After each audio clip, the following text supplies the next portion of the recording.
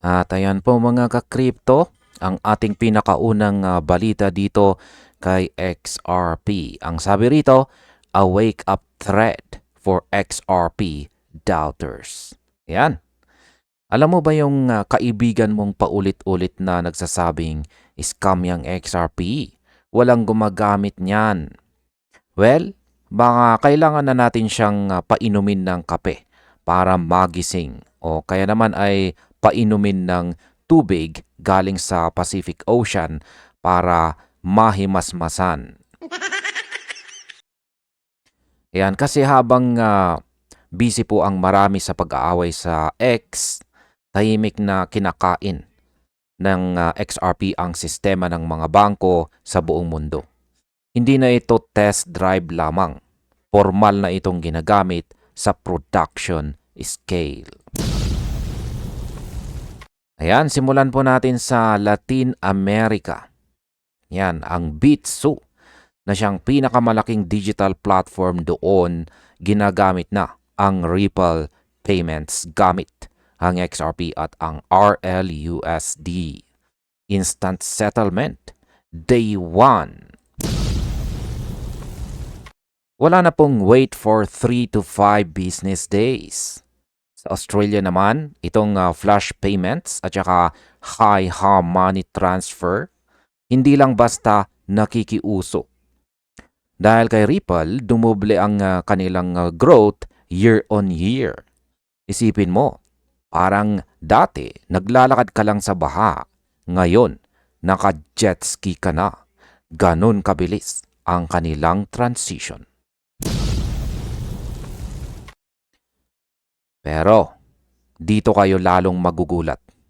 Dito po sa Asia o Asia, ang SBI Remit sa Japan ay nagsettle, yan, or nagsisettle po sila ng 10 billion JPY or Japanese yen buwan-buwan sa pagitan po ng Japan at saka Thailand. Gaano kabilis? 3 seconds lang. Mas mabilis pa yan kaysa sa pag-reply ng crush mo na sin lang ang ending. Sa Thailand naman, ayan, meron po ang Siam Commercial Bank. Sila naman ay $300 million ang pinoproseso buwan-buwan. Wala pang isang minuto, tapos na ang transfer. Sa Malaysia, ang Money Watch nakatipid naman ng 40% sa cost. Sino ba namang ayaw makatipid? Kahit nga piso sa Shopee, pinaglalaban natin.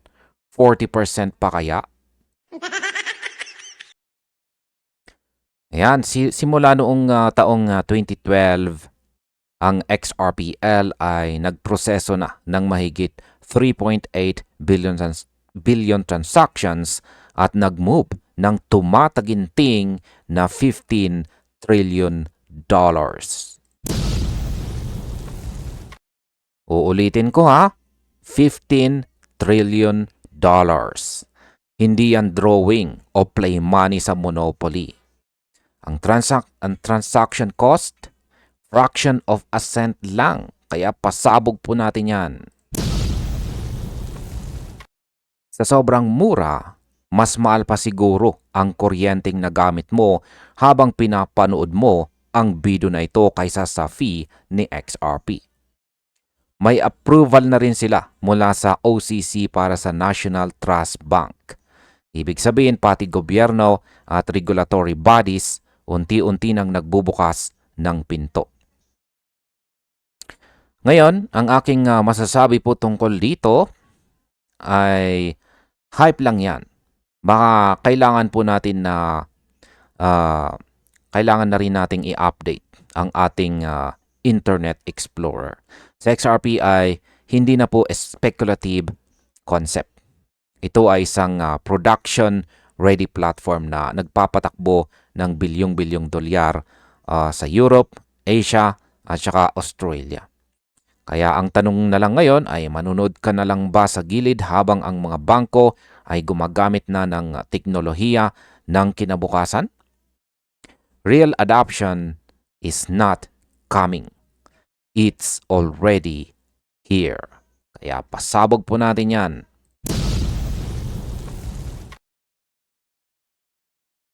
At ayan naman po ang ating kasunod na balita rito, kung saan sabi rito ay XRP is raging over 30,000 trades in 5 minutes.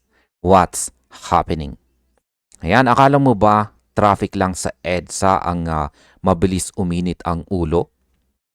Pati XRP nagwawala na rin.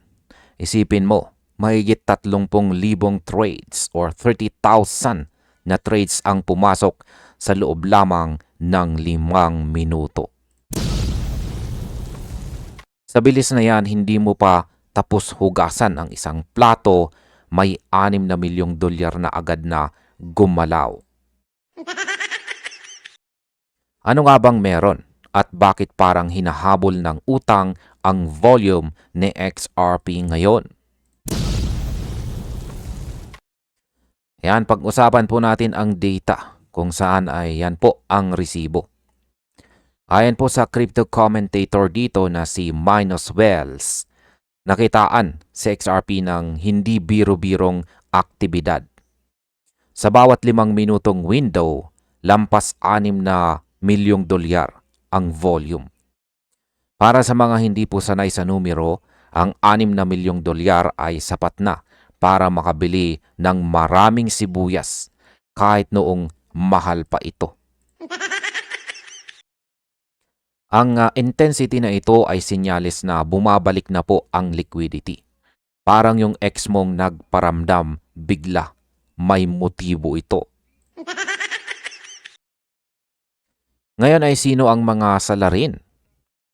Ang South Korea at United States. Yan, sila po ang salarin. Ang mga Koreano, kilala sa mabilis na retail volume.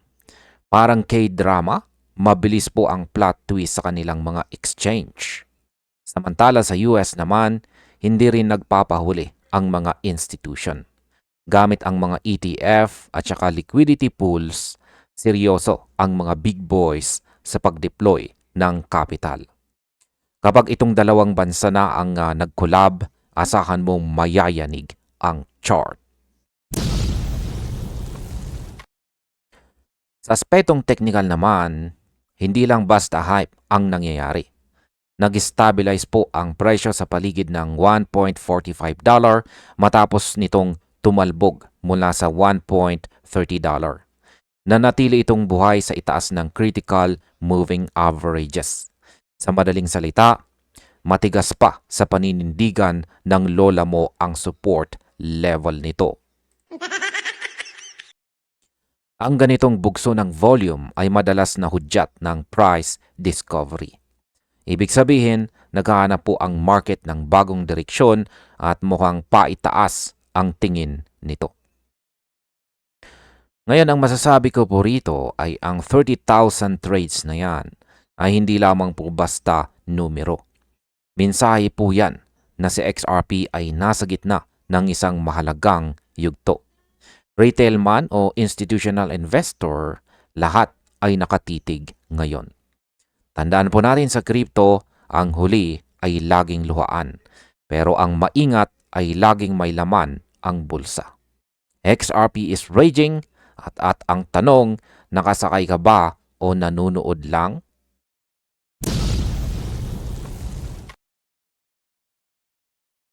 At ayan, sabi naman sa balitang ito ay Zach Rector discusses where XRP will bottom out.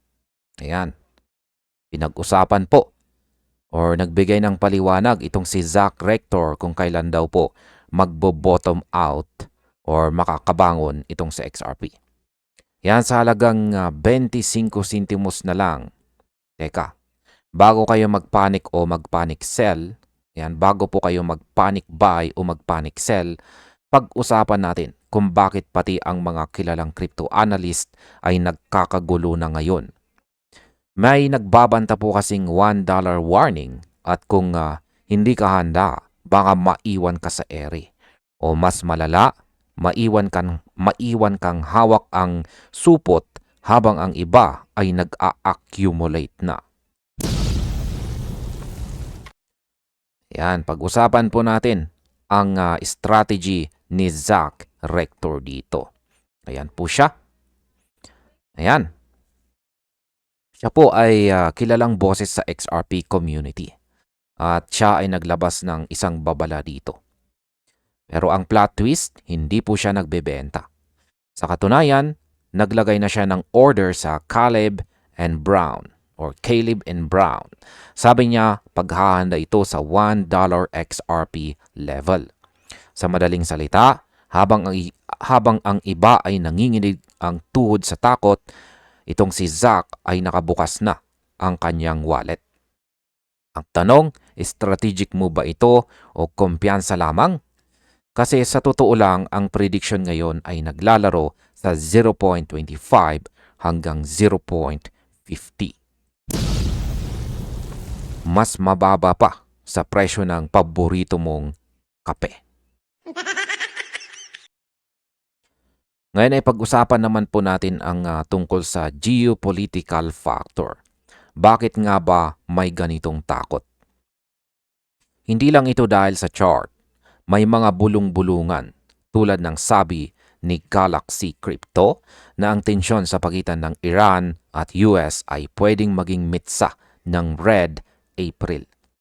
Kapag nagkaroon ng gulo sa mundo, madalas na sumasama ang crypto sa pagbulusok. Kaya ang prediction, pwedeng bumagsak sa XRP sa 0.70 bago tayo makakita ng liwanag sa dulo ng tunnel pagdating ng May o June. Parang pag-ibig lang yan. Kailangang dumaan sa matinding sakit bago muling sumaya. Ngayon, hati po ang opinyon. Pero syempre sa XRP family, walang consensus. May mga katulad ni Crazy XRP mula Australia na kampanting $1.14 lang ang retest nito. At meron din mga palaban na nagsasabing hindi na kailanman bababa sa XRP sa 1.11. Sa kabilang banda, may mga bashers na rin na kinu-question or tinatanong ang credibility ng mga forecast na ito. Ang crypto market ay parang palengke sa linggo kung saan ay maingay, magulo at lahat ay may kanya-kanyang tinda na opinyon. Ngayon, ang masasabi ko naman tungkol dito ay ang taong ito, taong 2026, ay taon po ito ng matinding volatility para kay XRP. Kung babagsak man ito sa 0.25, tataya ka ba o tatakbo? Ang mahalaga, alam mo kung nasaan ang floor mo. Hindi tayo manghuhula. Pero ang pagiging handa sa downside, ang tunay na laro ng mga pro. Kaya ikaw sa tingin mo, saan ang totoong sahig na XRP ngayong taon? Pasabog po tayo dyan. At eto naman ang sunod na pumasok na balita natin dito. Kung saan ang sabi rito, Japan just handed Ripple or XRP the key to the kingdom. Ayan. Alam nyo ba yung feeling na binigay na sa'yo yung susi ng bahay pero hindi ka lang basta boarder. Ikaw na ang may-ari. Ganyan po ang eksena ngayon sa Japan at Ripple. Habang ang ibang bansa ay nag-aalinlangan pa, ang Japan, well, binigay na nila ang key to the kingdom kay XRP. Official na po, Ripple ang title sponsor ng XRP Tokyo 2026 ngayong April 7 sa Yuhowen. Yan, Yuhowen. At hindi lang ito basta pa-party sa kanto. Statement ito sa buong mundo. Ngayon ay bakit nga ba sa Yuhowen? Ang lugar na ito ay parang halo ng luma at bago. Traditional pero high-tech. Swak na swak sa Ripple. Ang Japan ay kilala sa pagiging mahigpit pero malinaw ang regulasyon. Hindi po sila yung tipong bahala na si Batman. Kung niyakap nila ang Ripple, ibig sabihin, nakita nila na ang XRP ay hindi lang basta internet money na pang-hype. Ginagawa itong sentro ng kanilang crypto ecosystem kasabay ng Tokyo Web3 AI Week. Imagine, lahat ng bigating investors at regulators nakatitig kay XRP. Ngayon ay pag-usapan naman po natin ang logic dito. Bakit ba baliw na baliw ang Japan dito? Kasi po ang traditional banking para yang snail mail sa panahon ng fiber internet. Ang cross-border transfer, inaabot ng ilang araw at ang mahal ng fees. Parang nagbayad ka ng shipping fee na mas mahal pa sa item. Pero ang XRPL, 3 to 5 seconds lang, settle na ang bayad. Mas mabilis pa ito kaysa sa pag-decide mo kung ano ang o-orderin mo sa Grab. Ito ang tinatawag na the real world utility. Hindi na ito drawing, operational na ito. Kaya pasabog dyan. Ngayon ay naka-timing po ito sa Web3 at saka AI Week sa Tokyo. Ibig sabihin ang audience po dito ay hindi lang mga hobbyist. Ito ay mga institutional executives. Sa XRP dito ay ipinuposition or inihahanda bilang bridge asset. Sa madaling salita, siya yung tagasalin ng value mula sa isang currency patungo sa isa pa sa loob lang ng isang pitik. Habang ang ibang tokens ay busy pa sa paggawa ng memes, sa XRP ay busy sa pagiging backbone ng global finance. Kaya ang masasabi ko po rito ay ang Japan ay hindi lang basta sumasabay sa uso. Sila ang gumagawa ng standard. Ang XRP Tokyo 2026 ang hudyat na ang bridge asset na dati ay konsepto lamang, ngayon ay reality na or makatotohanan na. Ang tanong na lang, handa na ba ang mundo sa bilis na XRP o maiiwan na lang ba tayo sa processing status ng mga lumang bangko? Ang susi ay nasa Japan na at mukhang binuksan na nila ang pinto para kay Ripple. At ito na po ang ating panghuling balita sa video na ito, kung saan ay meron pong isang pundit na nagsabing, "You aren't ready for what's about to hit XRP, and here's why." Ayan, maniwala ka, hindi ka pa handa sa tatama kay XRP. At hindi ito galing sa kung sinong crypto bro lamang sa kanto. Ito ay ayon po kay financial expert Levi Redfield. Sinasabi niyang may paparating na higanting shift sa ekonomiya na maglalagay kay XRP sa spotlight. At ang tanong ay bakit? Dahil kay Donald Trump at sa kanyang pangarap na 100,000 points para sa Dow Jones. Kaya yan po ang dahilan. Yan, ano nga ba ang koneksyon ni Trump? Yan, ganito po yan mga ka-crypto. Hinulaan ni President Trump na aabot sa 100K ang Dow Jones bago matapos ang kanyang term. Para mangyari yon, kailangan ng monetary expansion. Sa madaling salita, kailangan na mag-print ng sandamakmak na pera ng Federal Reserve. Parang paggawa lang ng assignment. Pag kulang sa pages, lalakihan mo na lang yung font. Pero sa totoong buhay, pag dinamihan ang pera, bumababa ang halaga ng dolyar na hawak mo. Ngayon ay dito na po papasok ang tinatawag na inflation. Kapag ang pera ay naging kasing dami ng leaflets sa mall, ang mga investors ay maghahanap ng matataguan. Ayaw ng mga bigating whales na matunaw ang kanilang yaman sa inflation. Kaya ang gagawin nila, reallocation. Igagalaw po nila ang kanilang pera mula sa dolyar papunta sa mga assets na may productivity at saka growth. At hulaan ninyo kung ano ang nasa listahan ni Retville. Tama, walang iba kundi si XRP. At ang tanong ay bakit si XRP? Hindi lang ito basta hula sa presyo. Ang logic dito ay simple. Kung ang ekonomiya ay babala ng liquidity, si XRP ay nakaposisyon bilang isang asset na hindi lang currency, kundi isang utility tool sa financial system.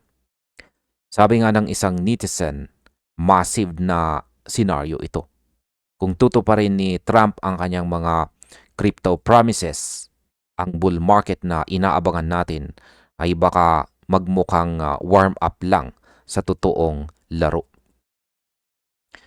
Ngayon, ang masasabi ko po tungkol dito ay ang performance ni XRP ay hindi lang nakadepende sa sarili nitong technology, kundi sa kung paano po magre-react ang mundo sa monetary policy ng US. Kaya ang tanong, maghihintay ka na lang ba kung kailan bahana ang market o maghahanda ka na habang maaraw pa? Ang macroeconomic shift ay hindi po naghihintay sa mga hindi handa. At ayan, hanggang dito na lamang po tayo sa video na ito mga ka-crypto. Maraming salamat sa panonood.